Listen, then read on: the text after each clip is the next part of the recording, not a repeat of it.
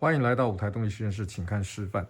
我们现在的这个新的控制器，加上了一个视觉化的一个元素，也就是呢，我们可以在电脑荧幕上看到它的一个整个控制上的一个变化。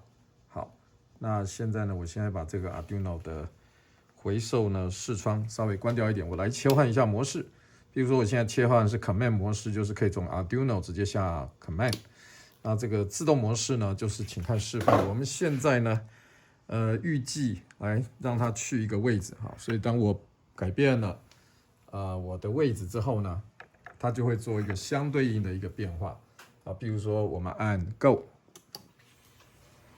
我们看到远方的卷扬机也正在动啊。那譬如说，我现在呢在做一次拉把的动作啊，我拉了把子，而且我甚至做一个负的方向的反方向的一个动作，然后现在的位置啊，它会根据现在的位置去做一个 Go 的动作。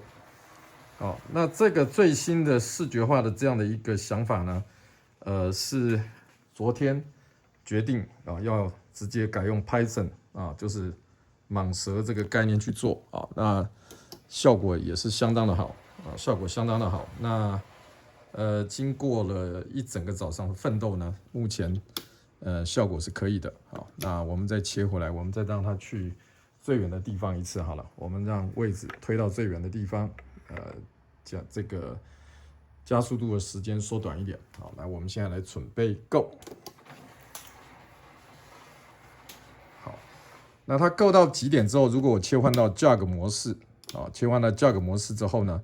它会做怎么样呢？它会出现一个红色的 bar， 我们来看看，走，也就是呢，这时候你走过去的位置呢，都是已经超过我们原来设定的范围，所以它用红色来提示。啊，那回到这个正常的安全范围，它就会变成青色。啊，现在用 AI 来写程式实在是太方便了啊，实在是太方便了。最后我们再来做一次，这个切换，好，切换成Auto 模式。那也切换到最远的地方，我们再做最后一次的 Go。那这次 Go 的时候呢，我们加上极限开关的一个设定的，就是碰到极限开关之后会停住。